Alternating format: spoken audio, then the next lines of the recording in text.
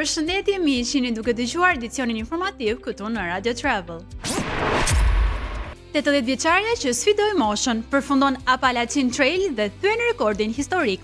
Betty Kellenberger, mësuese e pensionuar 80 vjeçar nga Michigan, ka arritur një rekord historik duke u bërë gruaja më e vjetër që përfundon të gjithë shtegun 2193 miljesh Appalachian Trail nga fillimi në fund. Ajo ka përshkruar në këmbë të gjithë shtegun malor që kalon nga Georgia deri në Maine, një nga rrugët më të vështira dhe më të gjata për ecje në botë. Ky proces quhet through hike, që do të thotë ta përfundosh të gjithë shtegun pa e ndarë në segmente të veçanta ndër vite. Arritja e saj nuk është vetëm sportive, por simboli i forcës, këmbguljes dhe kucimit. Sheqeri në gjak matet pa dhimbje fal njërësie shkencore. Shkencëtarët nga Massachusetts Institute of Technology kanë zhvilluar një mënyrë të re për të matur sheqerin në gjak, pa patur nevojë të shposh gishtin me gjilpër. Pajisja funksionon duke ndriçuar lëkurën me një dritë të veçantë, infra të kuqe, dhe duke analizuar se si kjo dritë reagon me molekulat në trup. Në këtë mënyrë, ajo arrin të llogarisë nivelin e glukozës pa futur asgjë në lëkurë. Në testimet e para, pajisja dha rezultate pothuajse të njëjta me pajisjet aktuale që vendosen në lëkurë dhe që duan nduruar çdo disa ditë.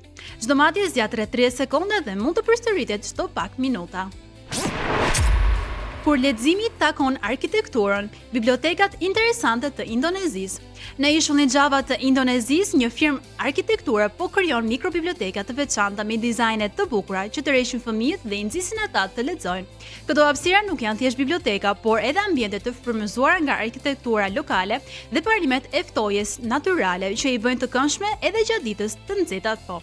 Këto hapësira nuk janë thjesht biblioteka, por edhe ambiente të frymëzuara nga arkitektura lokale dhe parimet e ftojes natyrale që i bëjnë të këndshme edhe gjatë ditëve të nxehta tropikale. Qëllimi i projektit është të rrisë shkrimin dhe leximin dhe të krijojë një mjedis ku imagjinata dhe kreativiteti mund të lulëzojnë.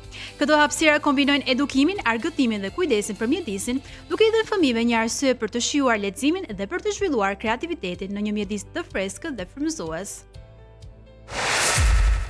Pse këndimi është i dobishëm për shëndetin. Këndimi, veçanërisht në grup, ka shumë përfitime për trupin dhe mendjen. Ai ndihmon në përmirësimin e mushkërive, ritmit të zemrës, presionit të gjakut dhe sistemit imunitar. Këndimi gjithashtu ul stresin, çliron endorfina që sjellin kënaqësi dhe ndihmon në shprehjen e emocioneve. Kjo metodë përdoret gjithashtu për të ndihmuar fëmijët në zhvillimin e gjuhës dhe emocionet, si dhe pacientët me sëmundje kronike si Parkinsoni e shumë sëmundje të tjera. Ndryshe, konsiderohet si një aktivitet fizik i ngjashëm me ecjen e shpejtë, përmirëson frymëmarrjen dhe mund të jetë një mënyrë e thjeshtë dhe e këndshme për të mbajtur trupin dhe mendjen e shëndetshme. Dieta me çaj, kafe, fruta të pyllit dhe ara përmirëson shëndetin e zemrës. Një studim i ri i King's College London tregon se të ushqesh me ushqime të pasura me polifenole, siç janë çaji, kafeja, frutat e pyllit, arat, drithrat dhe vaj i ullirit, mund të ndihmojnë zemrën dhe të ngadalsojnë rritjen e rrezikut për sëmundje të zemrës me kalimin e viteve. Këto ushqime përmirësojnë presionin e gjakut dhe kolesterolin, veçanërisht kolesterolin e mirë HDL, dhe mbajnë zemrën në formë më të mirë gjatë plakjes. Ekspertët sugjerojnë disa mënyra të thjeshta. Pini çaj ose kafe pa sheqer, shtoni frutat e pyllit në mëngjes ose në kos, hani arra dhe fara si snack gjatë ditës dhe përdorni vajin e ullirit në gatime në vend të yndyrnave të tjera. Madje edhe ndryshime të vogla në dietë mund të kenë efekt të madh në shëndetin e zemrës. Dhe me këtë lajm kaq të bukur, ne kemi arritur në fund të Happy Fit dhe për ditën e sotme, por ne do të dëgjohemi sërish nesër në të njëjtën orë vetëm në Radio Travel.